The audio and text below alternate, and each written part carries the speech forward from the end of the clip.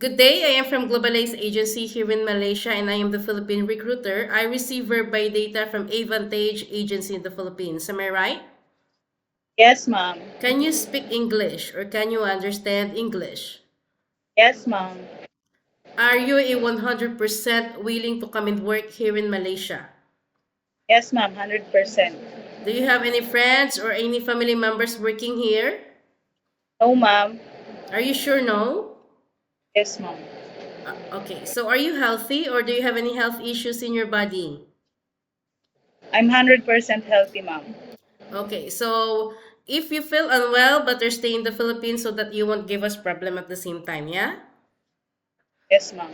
Our interview, this is recorded and it will be uploaded in our YouTube channel, but at the same time, your profile will be uploaded in our website. Do you agree? Yes, ma'am. Can you help me introduce yourself, please? My name is Loida Pulgueras, 31 years old. I am single mom. I have 3 kids, and I'm high school graduate. Okay, I need to know some few more details from you first. You are single mother with single living partner or married? Single mom, single mother. Single mother. Okay, so when is your birthday? June 25, 1994. What is your height and your weight? My height is 5 feet, and my weight is 61. What is your religion? I am born again. Born again. Okay. So you are a single mother. So who will going to Yes, take care of your children once you come to work here in Malaysia? You have three children, right? yes, ma'am. 11, 8, and 3 years old according to your profile. So who will going to take care of them later? My parents, ma'am. How old is your parents and what is their occupation? My mother is 62 years old. She is household, and my father is 63. He is farmer. Okay. Your family allow you to come and work here in Malaysia? Yes, ma'am. So we don't have any problem later. No, no, ma'am. Is this your first time working abroad? Yes, ma'am. Why did you choose to come and work here as a domestic helper? Why not stay in the Philippines? Because I am a single mom. For my kids, I gave her good future in family and my family. Okay. So, do you have any working experience as a housemaid? Yes, ma'am. Here in the Philippines, In which place?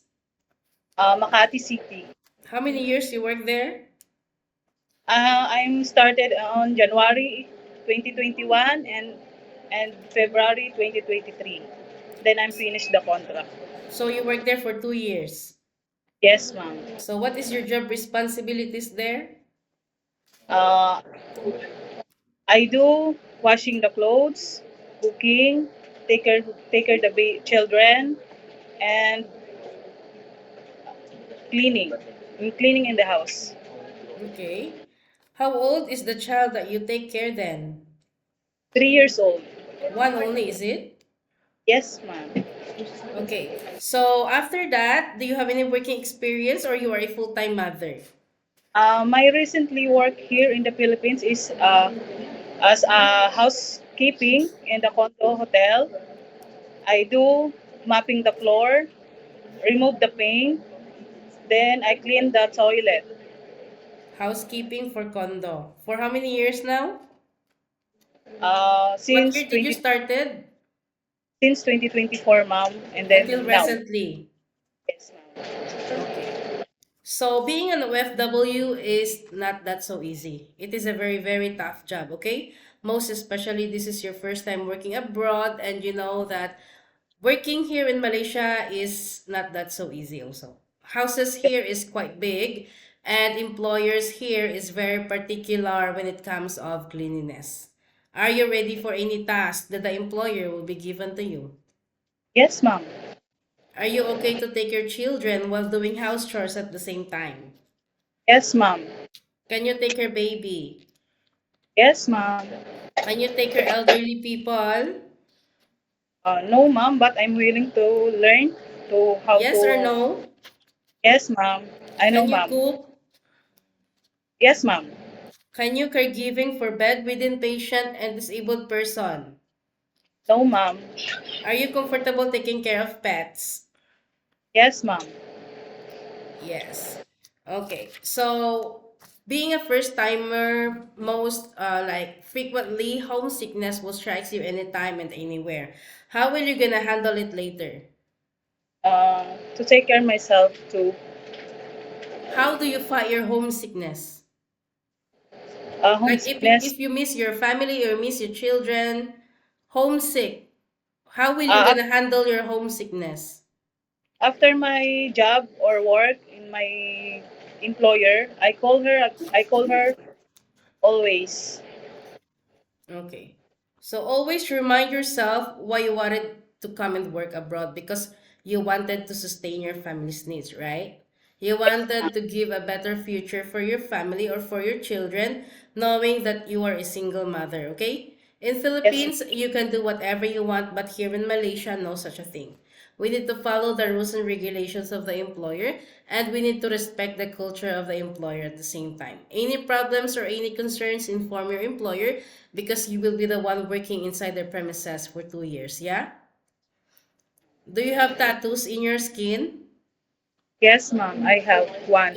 In One. which part of your body? eh, There. Okay. So, you were going to sign a 2 years contract. Any uncertain situations that might happen to your family back in the Philippines, please be remind yourself that you cannot easily go back home. Terminating of contract, you know that there will be a consequences, which is you need to pay your employer, and at the same time, the agency as nobody force you to come and work here in Malaysia. Am I right? Yes, ma'am. Usage of mobile handphone, you cannot hold your phone for 24 hours, but instead you can hold your phone during nighttime only. And you will render your phone on the next morning before you start your work. Of course, you are entitled to have a rest once a week, but you are not allowed to go out on your rest day.